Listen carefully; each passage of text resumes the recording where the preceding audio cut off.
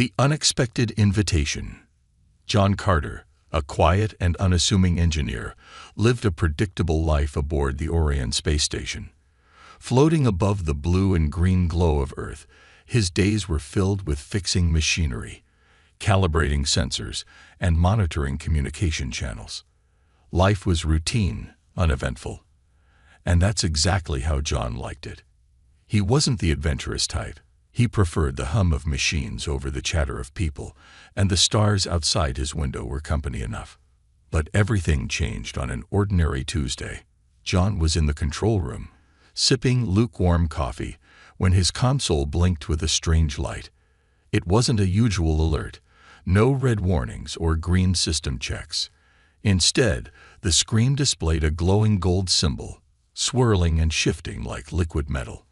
John frowned, setting his coffee down carefully. "What in the world?" he muttered, tapping the console. The symbol didn't disappear. Instead, it expanded across the screen, pulsating like a heartbeat. Suddenly, the station's comm system crackled to life, and a deep melodic voice echoed through the room. "John Carter of Earth, you are summoned." John froze. The voice wasn't human, and the words sent a shiver down his spine. Summoned? By whom?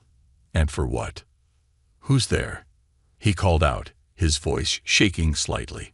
He glanced around the empty room, but the only response was the rhythmic hum of the station's systems. The voice returned, softer this time. "You have been chosen. Prepare yourself."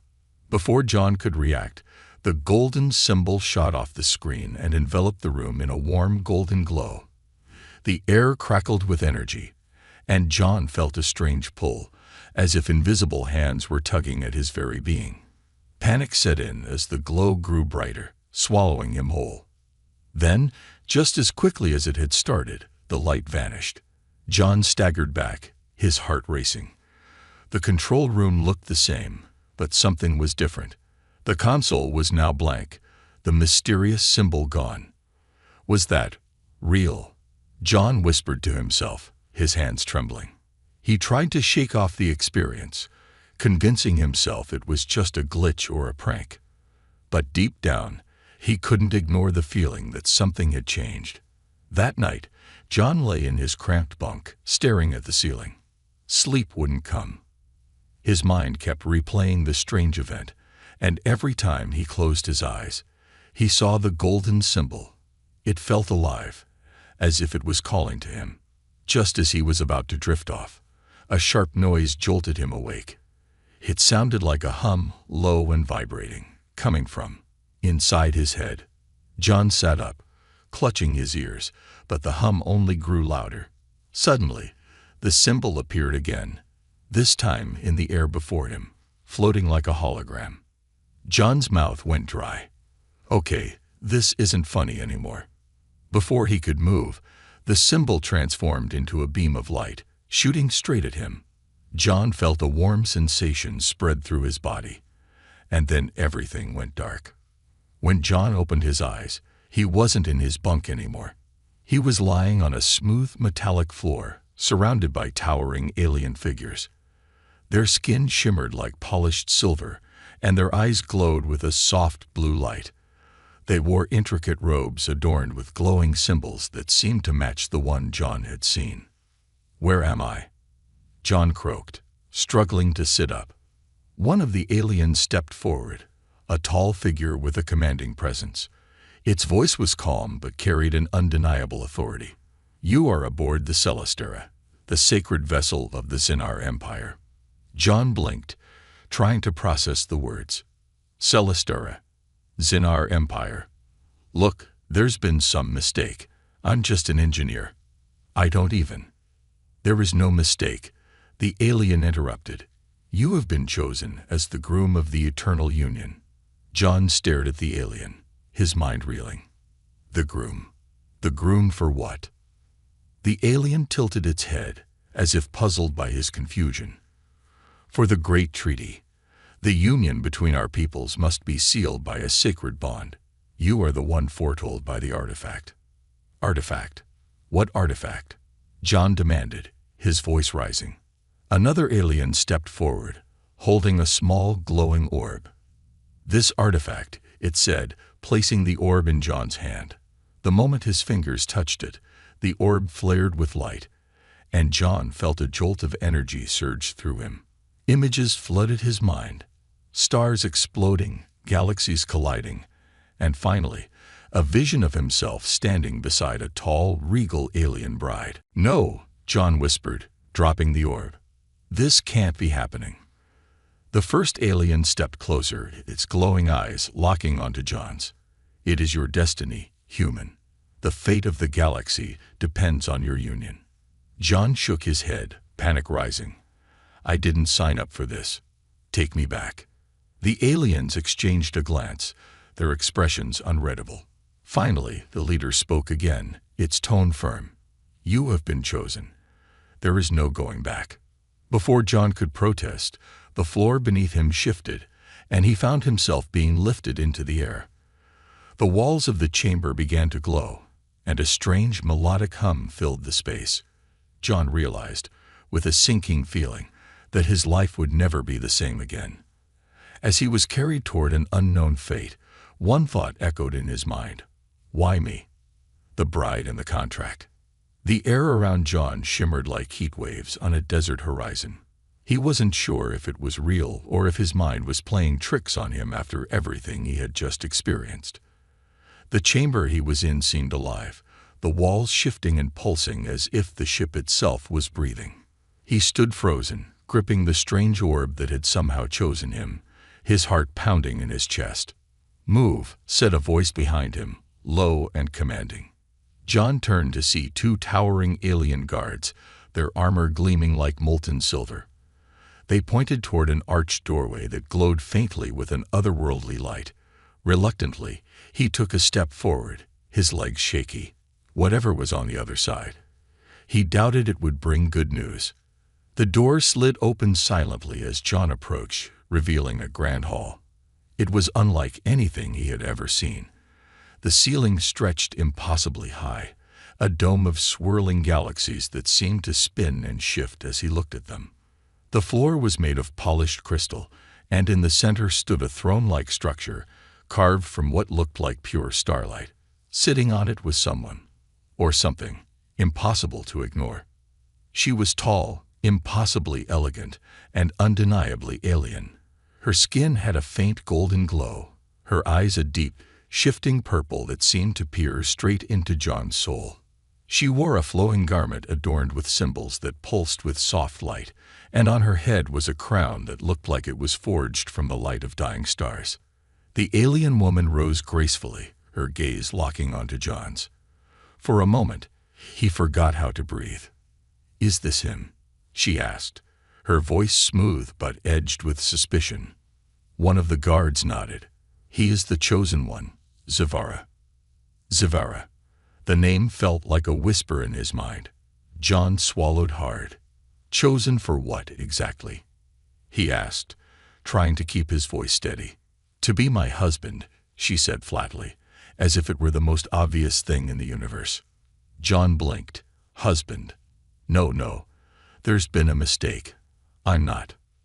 "There is no mistake," she interrupted, stepping closer. Her movements were deliberate, almost predatory. "The artifact chose you. That means you are the key to sealing the treaty between my people and the Syndra Alliance." John took a step back, his hands raised defensively. "Look, I'm just an engineer. I don't know anything about treaties or alliances. I don't even know how I got here." Zavara's eyes narrowed, her expression unreadable. "You activated the artifact. That alone proves your worth." "Activated it," John said, his voice rising. "I didn't even know it was an artifact. I thought it was some kind of weird space rock." Zavara sighed, as if dealing with a particularly slow student. "The artifact is not just a space rock. It is the most sacred relic of our people, capable of binding two souls together in a union that ensures peace and prosperity. Without it, the treaty cannot be completed." "And without the treaty?" John asked, dreading the answer. Her gaze hardened. "War.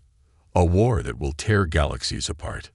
The weight of her words settled heavily on John's shoulders. He looked around the room, at the guards at the pulsing walls, and finally back at Severa. None of this felt real, but the gravity of the situation was undeniable. If what she was saying was true, then the fate of countless lives depended on him. A man who couldn't even commit to a 2-year contract on Earth without second-guessing himself. John ran a hand through his hair.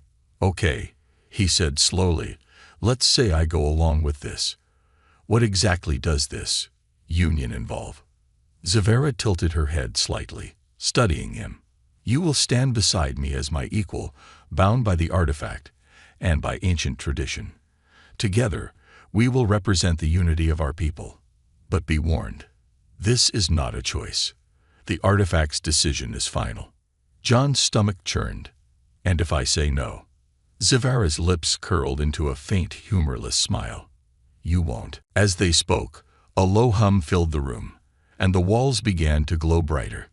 John turned to see another figure entering, a tall, broad-shouldered alien whose eyes burned with an intense crimson light. His armor was darker than the others, adorned with jagged, menacing patterns. "Ah, the human," the newcomer said, his voice dripping with disdain. "I see the prophecy was underwhelming." Severa's eyes flashed with annoyance. "Vorak, this is not your concern." "Not my concern," Vorak replied, stepping closer. His gaze bore into John like a laser. "This union will decide the future of our people. I'd say that makes it very much my concern. And yet this fragile creature is the one chosen to stand by your side." John felt his temper rising. "Hey, I'm standing right here." Vorak ignored him, turning to Severa. "You know this is a mistake. The artifact is flawed. This human cannot possibly fulfill the role." Severa's expression remained calm, but there was a sharpness in her tone. "The artifact has never been wrong. It chose him, and he will fulfill his role. End of discussion." Vorak glared at her for a moment before turning back to John. "If you failed," he said, his voice low and threatening, "you won't just doom yourself. You'll doom us all." With that, he stormed out of the room, leaving John standing in stunned silence. Severa turned back to him, her expression softening slightly. "Do not let him intimidate you. The path ahead will not be easy, but together we will succeed." John rubbed his temples, feeling a headache coming on. "Yeah," he muttered, "this is starting to sound like the worst job interview of my life." Severa tilted her head, clearly not understanding the joke. But before John could explain, the hum in the room grew louder, signaling the start of what he could only assume was the next phase of his increasingly bizarre journey. A deadly objection. The sound of alien melodies echoed through the grand hall of the Celestera, a strange blend of harmonic whispers and deep, resonating tones that vibrated in John's chest. The wedding preparations had begun, and the atmosphere buzzed with anticipation, or maybe tension. For John, it was hard to tell. Everywhere he looked, alien beings moved with purpose, setting up what could only be described as otherworldly decorations. Floating orbs of light hovered in the air, casting shimmering patterns across the walls, and fragrant clouds of colorful mist drifted around him. John, however, felt far from festive. He stood stiffly near the center of the room, his eyes darting to the edges of the space. The towering alien guards stationed by every exit weren't comforting. They were a reminder of how trapped he was. "Relax," Severa said, her voice carrying that ever-present edge of authority. She was standing beside him, her posture regal and unyielding. "You're making us look weak." "I'm not exactly used to being kidnapped and forced into a wedding," John muttered under his breath. He glanced at Severa, who didn't look amused. "No offense." "This is an honor," she replied, her glowing purple eyes narrowing slightly.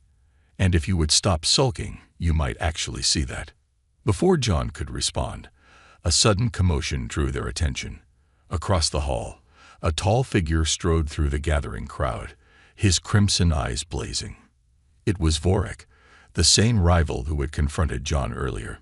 His dark armor reflected the light like polished obsidian, and the air seemed to grow colder as he approached. "Here we go," John mumbled. Vorak stopped a few paces away, his gaze fixed on Zavara. "This farce has gone on long enough," he said, his voice sharp and commanding. "The council may have accepted this human as the chosen one, but I will not." Zavara stepped forward, her tone icy. "You overstep your bounds, Vorak. The artifact has spoken. The treaty will proceed." Vorak's lips curled into a sneer. "The artifact may have chosen, but it is not infallible. A weak, fragile creature like him cannot stand beside you, let alone represent the unity of our people." John raised a hand, as if asking for permission to speak. I'm still standing right here. And I'm not exactly thrilled about this either, so maybe we can skip the insults." Vorak ignored him entirely, his focus remaining on Zavara. "You know I speak the truth. This union will fail. And when it does, the blood of our people will be on your hands."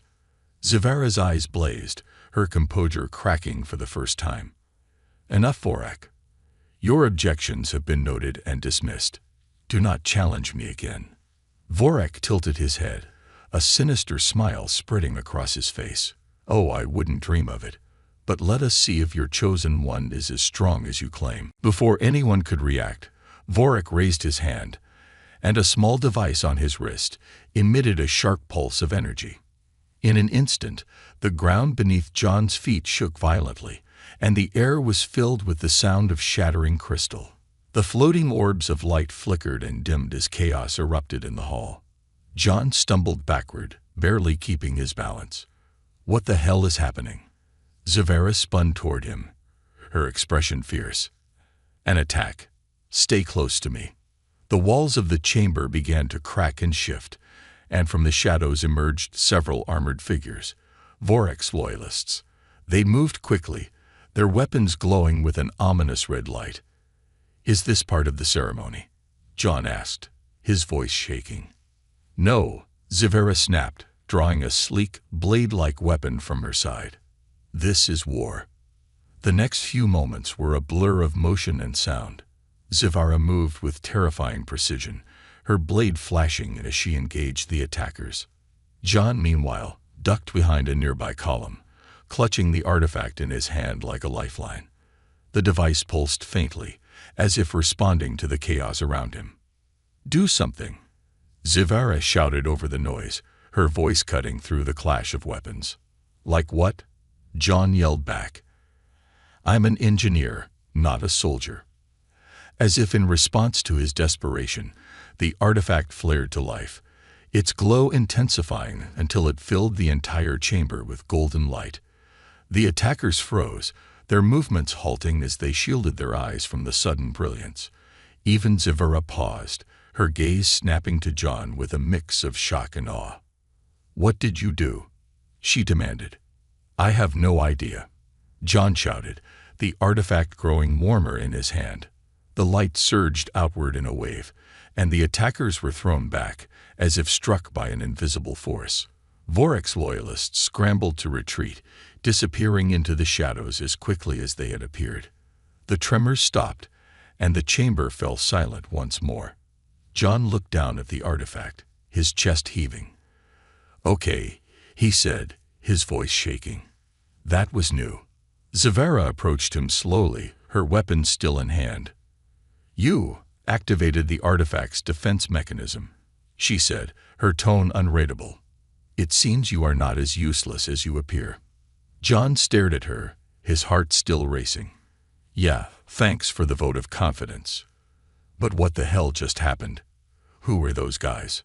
"Vorak's loyalists," Zavara said, her eyes narrowing. "They will stop at nothing to disrupt this union. And now, they know you are a threat." John groaned, running a hand through his hair. "Great, as if this wasn't already bad enough." Zavara's gaze softened, just slightly. "You handled yourself well, for a human, but this is only the beginning. If you wish to survive, you must embrace your role and the power of the artifact." John looked down at the glowing device in his hand, its light now faint but steady. He had no idea how he had triggered it, let alone what it was truly capable of.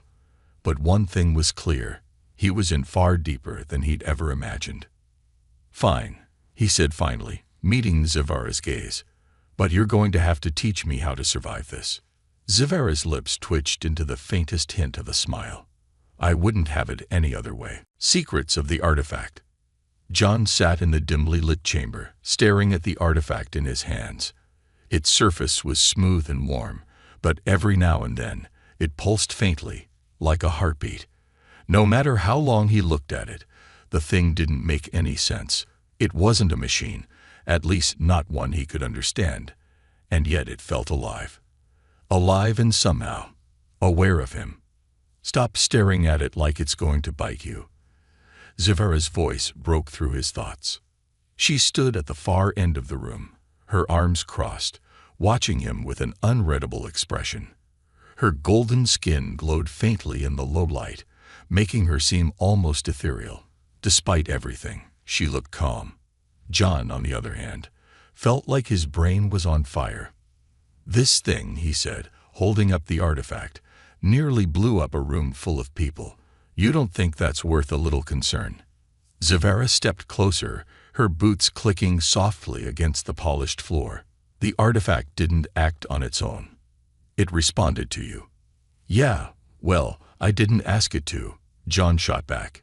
"It just did something." "That's because it's bonded to you," Zavara said, as if explaining something obvious. "The artifact isn't a weapon. It's a conduit. It amplifies the will and emotions of its chosen bearer." John frowned. "Amplifies my will?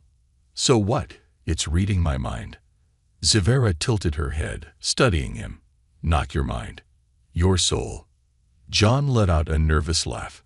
"Great. That's not creepy at all." Zavara ignored his sarcasm and gestured for him to follow her. "Come with me. There's something you need to see." Reluctantly, John stood and followed her out of the chamber. They walked in silence through the corridors of the Celestera, the walls glowing faintly as they passed. The ship felt alive, as if it was watching their every move. It wasn't comforting. After a few minutes, they reached a large door adorned with intricate, glowing symbols. Zavara pressed her hand against it, and the door slid open, revealing a vast room filled with floating holograms. Images of stars, planets, and alien civilizations hovered in the air, spinning slowly. In the center of the room stood a massive pedestal, and on it was a glowing, translucent sphere. "This," Zavara said, pointing to the sphere, "is the Codex of the Ancients. It contains the history of our people and the story of the artifact." John stepped closer, his eyes wide. "This looks like something out of a sci-fi movie." Zavara arched an eyebrow. "Movies? Never mind," John muttered. "What am I looking at?" Zavara gestured to the sphere, and it lit up, projecting an image of a distant galaxy. The artifact was created thousands of years ago by an ancient race known as the Irindari. They were scholars, explorers, and guardians of peace. The artifact was their greatest creation, a device capable of uniting the energy of two beings to forge a bond so powerful it could alter the fabric of reality. John blinked. "Alter reality? You mean this thing can change? What? Time? Space?" "To an extent," Zavara replied. "But its true power lies in connection. It binds two individuals, amplifying their strengths and uniting their will. Together, they become a force capable of shaping the future." John stared at the artifact in his hands. It suddenly felt heavier. "And this thing chose me. Why?" Zavara's gaze softened, just slightly. "The artifact doesn't choose at random. It seeks those who possess a unique blend of courage, compassion, and resolve. Whether you believe it or not, you were chosen for a reason." John sighed, rubbing his temples. "Great. No pressure." As they spoke, the lights in the room flickered, and a strange hum filled the air. Zavara's expression hardened instantly. "We're not alone." John's heart skipped a beat. "What do you mean?" Before she could answer, the holograms in the room began to distort, their images twisting and warping. A shadowy figure stepped into view, emerging from the swirling projections.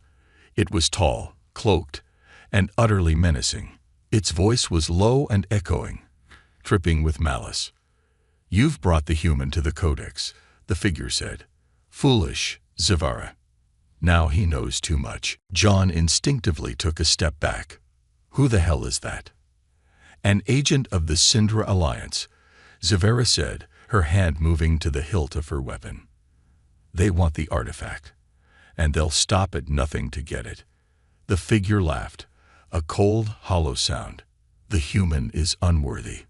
Hand over the artifact, and we may yet spare your lives." John clenched the artifact tighter. "Yeah, not happening." The figure extended a hand, and the room trembled.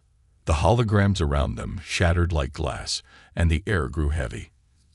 Zavara drew her blade, stepping protectively in front of John. "Stay behind me," she said firmly. John's grip on the artifact tightened as the figure advanced. The artifact began to glow again, pulsing in his hand. He felt its energy coursing through him, stronger this time, more insistent. "Zavara," he said, his voice shaky. "I think it's about to do something." "Then let it," Zavara replied, her tone fierce. "You're the bearer. Trust it." John took a deep breath and focused on the artifact. As the figure lunged toward them, the artifact erupted in a burst of golden light, flooding the room with energy. The shadowy figure let out a distorted scream and was thrown backward, vanishing into the darkness. The room fell silent once more. John collapsed to his knees, his breathing ragged. "Okay," he gasped. "That's twice now this thing has saved my life. I'm starting to think it knows what it's doing." Zavara knelt beside him, a rare hint of approval in her eyes. "You're learning. But this was only the beginning. The Syndra won't stop. They'll come for you again." John looked at the artifact, its glow now soft and steady. He didn't understand it, not completely, but one thing was clear. It had chosen him, and there was no turning back. "Then I guess I better figure out how to use it," he said, his voice resolute. Zavara nodded. "And I will teach you. Together, we will ensure the artifact fulfills its purpose." For the first time since this nightmare began, John felt a flicker of determination. He didn't know what lay ahead, but with the artifact and Zavara at his side, he was ready to find out. The wedding sabotage. The grand hall of the Celestura was transformed into a dazzling spectacle. Light orbs floated high above, casting soft, shimmering patterns across the crystalline walls. Alien musicians played haunting melodies on instruments that seemed to defy the laws of physics, and rows of Xenar nobles, draped in regal attire, watched silently from their seats. The atmosphere was heavy with anticipation, and John could feel the weight of 1,000 glowing eyes on him. This wasn't just a wedding. It was a moment that would decide the future of entire galaxies. John adjusted the ceremonial robe he had been given, its intricate designs glowing faintly with every movement. "This feels more like a hostage situation than a wedding," he muttered under his breath. Zavara, standing tall beside him, glanced his way. "Stop fidgeting. You look like prey." "Great pep talk," John said, forcing himself to stand straighter. "Really inspiring." She didn't reply, her focus shifting to the elders seated at the far end of the hall. At the center of the gathering was a glowing pedestal, where the artifact rested in a translucent cradle of energy. Its pulsing light seemed almost alive, a silent reminder of the power it held and the danger it attracted. The ceremony began with the deep, resonant voice of the elder officiant, a towering figure with skin that shimmered like a starry night sky. He spoke in Xenar, his words flowing like a melody. John didn't understand a word, but he could feel the weight of the moment. The elder gestured for them to approach the pedestal. Zavara moved gracefully, her every step radiating authority. John followed, his heart pounding in his chest. He couldn't shake the feeling that something was wrong. The air felt heavier than usual, and the hairs on the back of his neck stood on end. As they reached the pedestal, the elder turned to Zavara, placing a hand over his chest in a gesture of respect. "Princess Zavara, daughter of the celestial line, do you accept this union as a bond of peace for your people?" "I do," she replied, her voice steady and commanding. The elder turned to John, his glowing eyes piercing. "John Carter of Earth, do you accept this union as a bond of peace for all beings under the stars?" John hesitated, his palms sweaty. His mind raced with everything that had led him to this moment. The artifact, the attacks, the impossible stakes. He glanced at Zavara, who gave him a subtle nod, her expression unyielding. I do," he said, the words catching in his throat.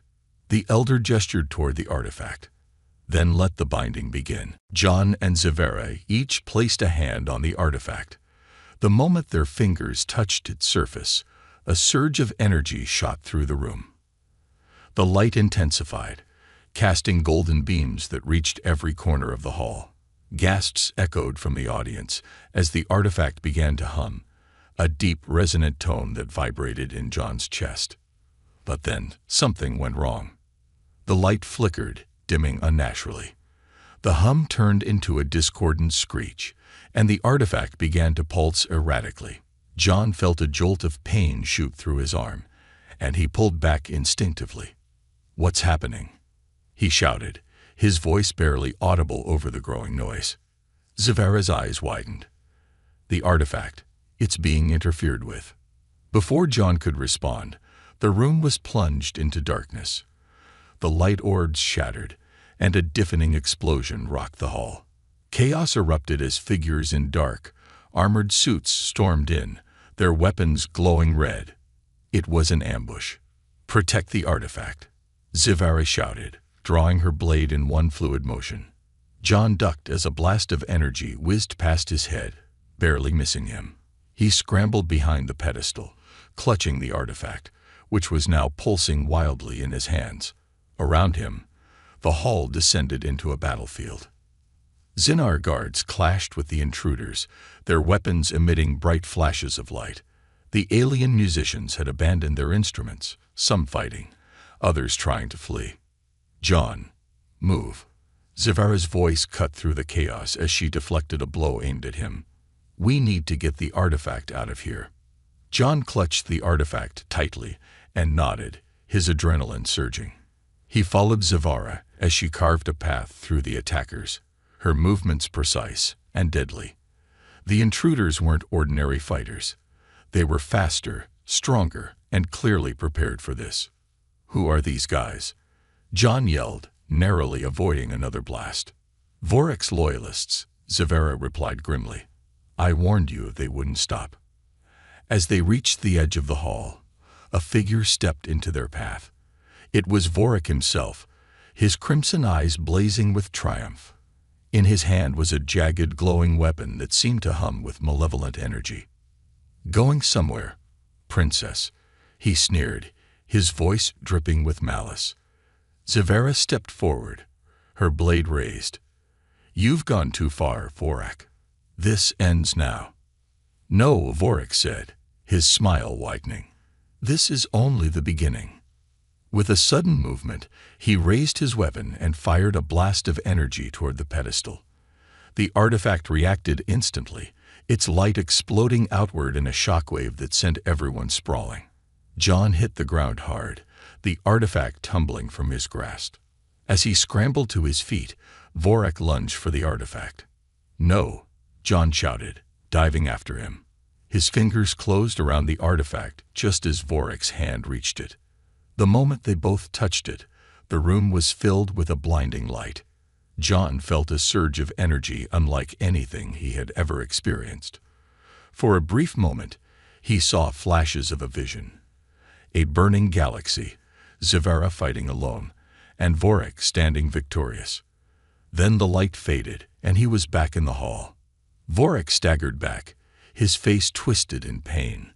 What have you done?" John didn't know. The artifact still pulsed faintly in his hands, but it felt different.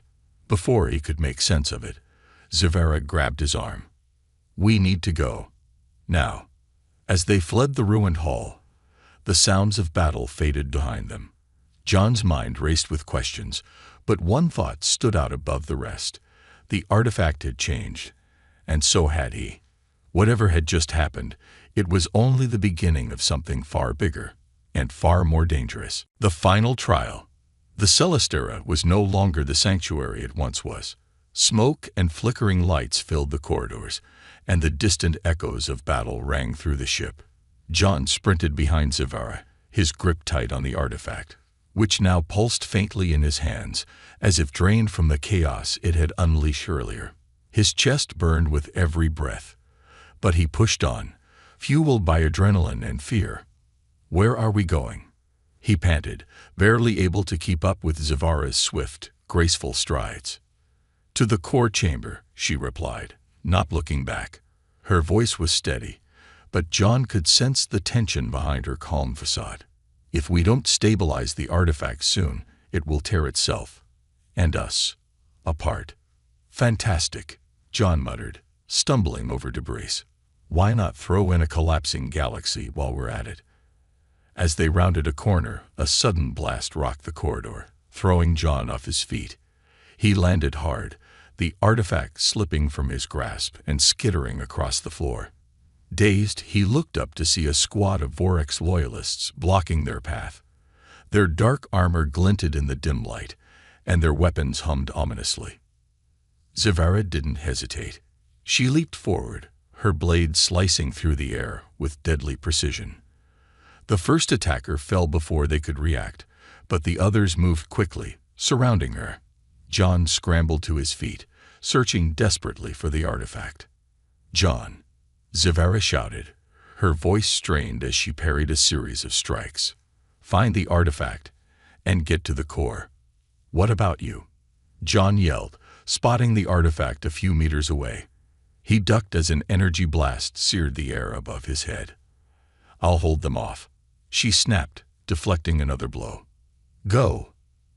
Reluctantly, John lunged for the artifact, grabbing it just as one of the loyalists turned their weapon toward him.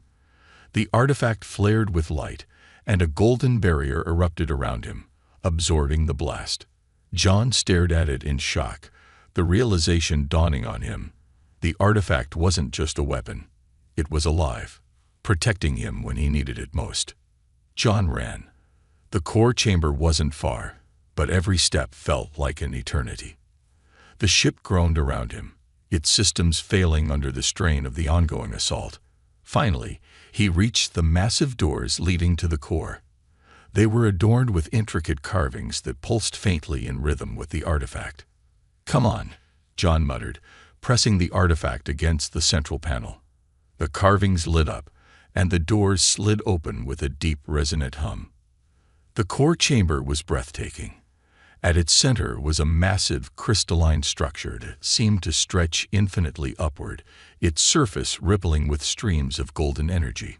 It was the heart of the Celestera, and John could feel its connection to the artifact. The two were linked, their energies intertwined. "John Carter," a voice echoed through the chamber, cold and familiar. John spun around to see Vorex stepping through the open doors, his crimson eyes blazing. His dark armor was battered, but his presence was as menacing as ever. Behind him, Zavara staggered into the room, her blade still in hand, but her movements sluggish. Vorex had her by the arm, dragging her forward like a trophy. "I knew you'd come here," Vorex said, his voice dripping with triumph.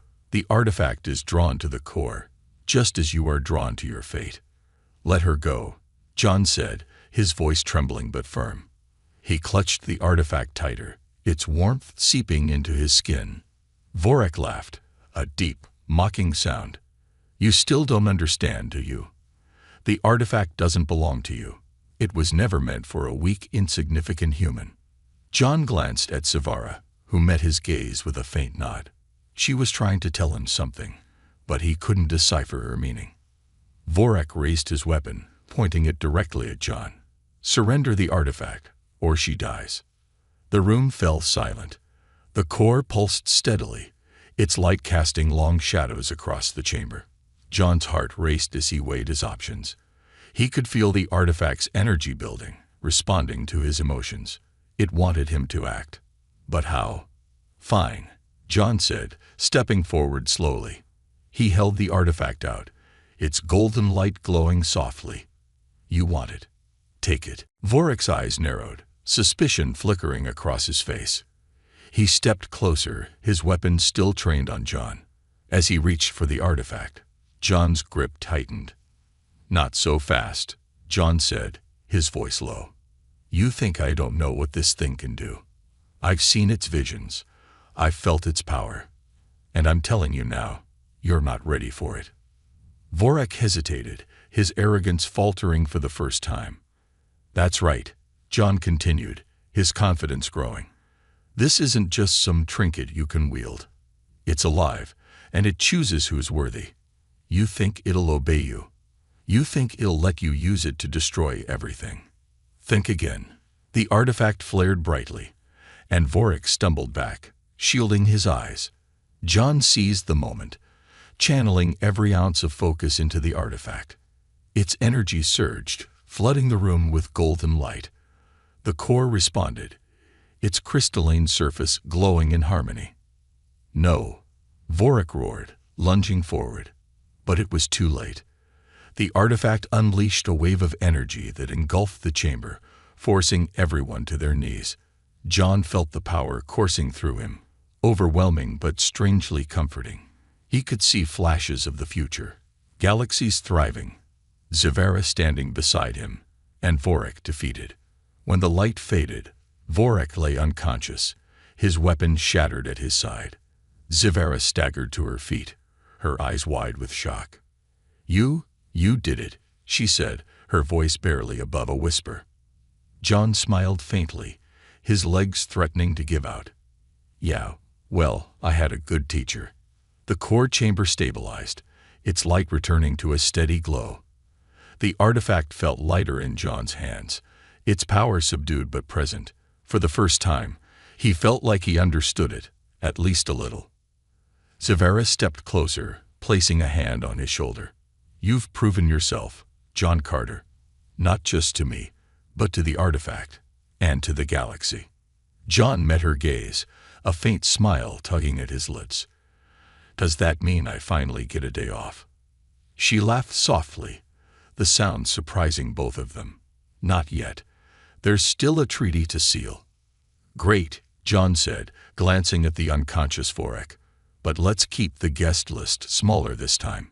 The shocking final.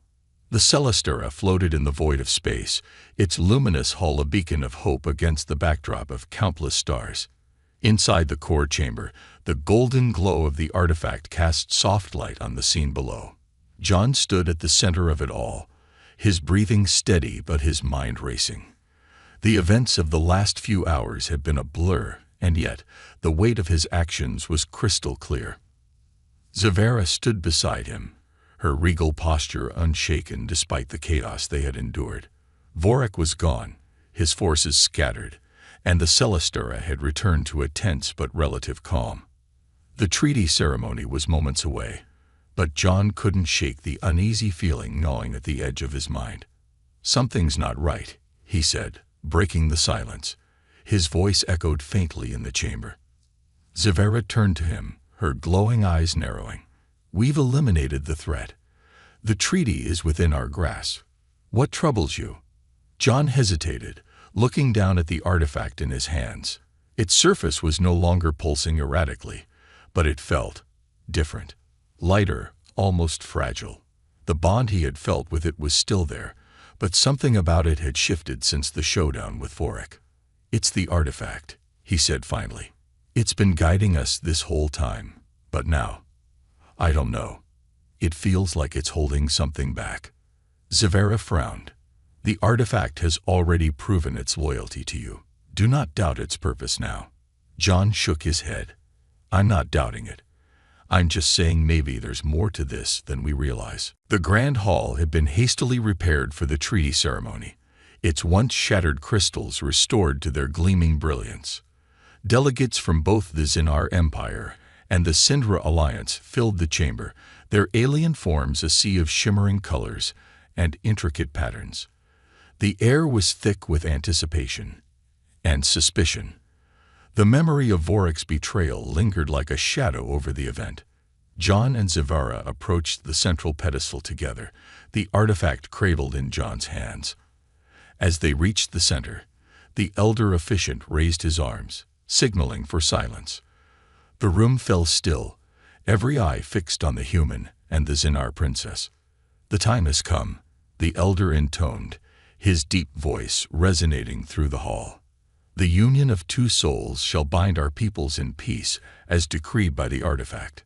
John glanced at Zivara, who gave him a small, reassuring nod. He took a deep breath and placed the artifact onto the pedestal. Its golden light flared, casting warm beams across the room. For a moment, the tension seemed to lift, and hope filled the air. But then a light flickered. A sharp, discordant hum filled the chamber, and the artifact's glow began to pulse wildly. Gasps and murmurs rippled through the crowd as the pedestal trembled beneath the artifact. John stepped back, his heart pounding. "What's happening?" he asked, his voice laced with panic. Zivara's eyes widened. "The artifact. It's reacting to something." Before anyone could respond, the artifact emitted a blinding burst of light. When the glare subsided, the room was plunged into stunned silence. Standing at the edge of the chamber was a figure cloaked in shadow, their presence unmistakably powerful. John's breath caught in his throat as the figure stepped forward, their face finally coming into view. It was a human, a man. John's mind reeled. The man was older, his face lined with experience, but there was a striking familiarity to him. He wore a tattered spacesuit, and in his hand was a device eerily similar to the artifact. His piercing gaze locked onto John. "Who the hell are you?" John demanded, his voice trembling. The man's lips curled into a faint smile. "On you, John. Or rather, the version of you that failed." The room erupted into chaos, delegates shouting and scrambling for answers. Zivara drew her blade, stepping protectively in front of John. "Explain yourself," she demanded, her tone cold and commanding. The older John raised his hands, his smile fading. "I don't have much time, so listen carefully. The artifact isn't just a tool for unity. It's a temporal anchor. It sees all possible futures, and it brought me here to warn you." "Warn us about what?" John asked, struggling to process what he was hearing. "The treaty," the older John said grimly. "In my timeline, it was signed without understanding the artifact's full power. It was a trap, orchestrated by the Syndra Alliance to weaken the Xenar Empire. The peace didn't last. War broke out, and billions were lost, including Zivara." John felt his blood run cold. He looked at Zivara, who stood frozen, her face a mask of disbelief. "You're lying," she said, her voice shaking. "I wish I were," the older John said, "but you can still change it. The artifact is trying to show you the truth. You just have to trust it." The artifact flared again, and the room was filled with a swirling projection of images. John saw flashes of the future, a galaxy at war, Zivara standing alone against an overwhelming force, and himself, broken and defeated. But alongside the destruction, there was another vision, one of unity, where the artifact's light brought harmony to all. John clenched his fists, his mind racing. If this is true, how do we stop it? The older John stepped closer, his expression resolute. The artifact must be used to rewrite the treaty, not just as a bond between two people, but as a binding force for all. It's risky. Its power could destabilize everything. But if you succeed, you'll secure a future worth fighting for. Zivara turned to John, her gaze searching his. "This is your choice. The artifact chose you, not me.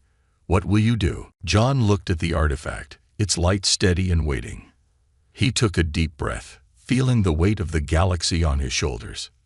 "We do it," he said firmly. We rewrite the treaty. The room erupted in light as John placed his hands on the artifact. Its energy surged through him, connecting him to every being in the chamber. For a brief moment, he felt everything: the hopes, fears, and desires of countless lives.